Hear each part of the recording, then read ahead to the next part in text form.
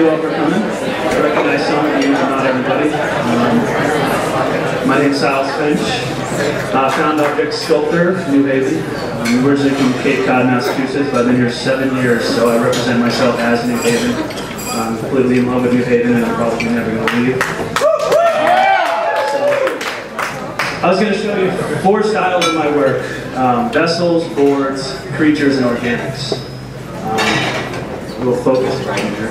So let's just start. It's really hard to explain in 20 seconds. This is yesterday's girl. It's entirely piano. So what I do is I choose an object, I destroy it, I try to create something out of it. So this entire thing is a conversation between a man and a woman. You can actually flick all the pedals and the whole thing will vibrate and make noise. This is my timelines. We have USS Imminent and Tranquility Adrift. These are all original Hartford Current newspapers. This is World War II, and this is the entire lunar saga from our landing to from the moon to the actual launching of Sputnik. Moving on to skateboards. Let's see, we have 2 sides of the communist coin, and prime suspect are Life magazine articles, and in the center is a smashed chandelier that is just laid out as a kind of a snake and serpent. And these are my creatures. These are what I call cold connection pieces. These are 100% handmade with just a screwdriver and a pair of pliers. They can be laid out completely flat, put together like a puzzle. It's kind of fun just to mix and match them. I can create kind of like a show and just lay it out flat and build it in front of you. It can go from 10 minutes to 2 hours. This is Malachi. This is my largest piece and most intricate so far. I've counted about 99 pieces. You can't see it, but they're all in there. And mostly nuts and bolts. You can position all sorts of ways, whatever you like. This is Peter Rabbit's Revenge. And the rabbit is a 1950s hand-sewn rabbit, and when I found him, I couldn't manipulate him. I just felt he needed a vehicle, kind of a vessel for his revenge. And, sometimes you can notice these are all wood clamps, wood planers. So this is my organics.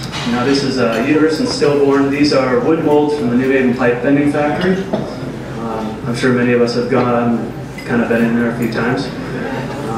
I take just 2 articles, wood or bone, or pure organics such as shell, leather, anything that was naturally made. This is 9 horseshoe crabs turned into 1. And it's also connection between male and female. I interlock the legs and put the legs in reverse. It's really hard to see, I'm sorry, but it's all held together by drawer pulls. So again, cold connection is the ability to create sculpture without bonding or welding or gluing. So everything is just done basic by hand. Yes, it's real. And if anybody can tell me how it can be so self-preserved, I'd really love to know. This was found in the abandoned dump in Fairhaven from the 40s. There's an entire female carcass, completely hollowed, but completely shellacked and solidified. And this is a float. This is my father's 1935 skiff that I just pulled the bottom off and created the layout. And again, I'm sorry for the fuzziness. I wish this is a little bit of focus.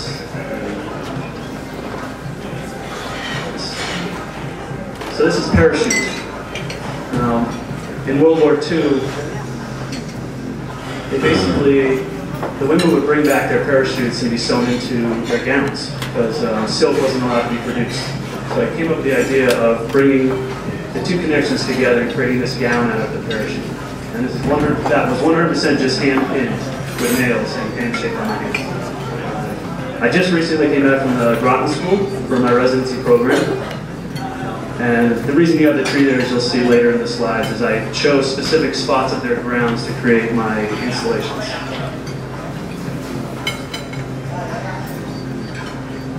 This is my fox capture.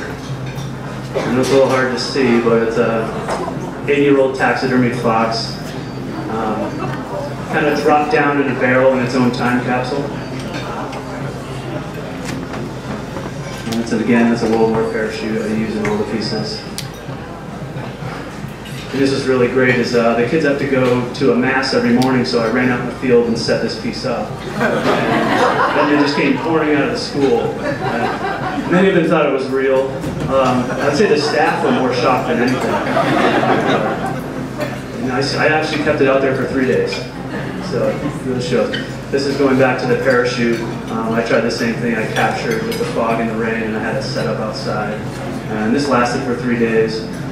Because it's parachute material, it was great. It just slowly dripped water every morning. By the end of the afternoon, it was perfectly dry. Wind would come and completely open it. By the end of the day, it was just back to its original position. Now, this is my big project. This is kind of just a pure installation by balance and pressure. And this is all put together just one piece at a time. It's actually still up, believe it or not. It lasted 2 storms. And no manipulation to the tree at all.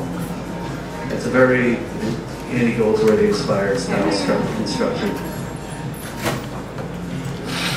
Same thing. Very safety on the ladder, but as long as you got a hand on the tree, you're okay.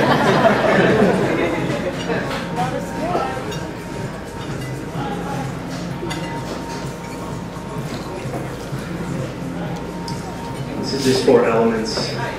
Having the pieces out together, showing that I had it lit up at night, having on a beautiful day. I think the foggy days were the best. It just showed the outline and the contrast to every piece.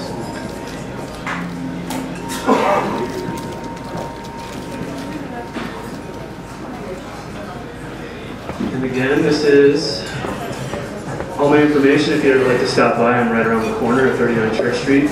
And also, if you ever hike around Orange Street, you can find my pieces in the trees. If you recognize the bridge, I always work with this one tree on the left. I would say there'll be another piece in there by next month.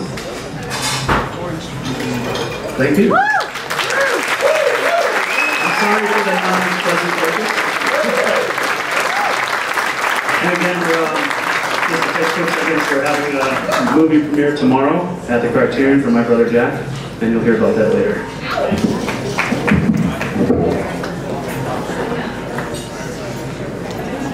It's one, eh?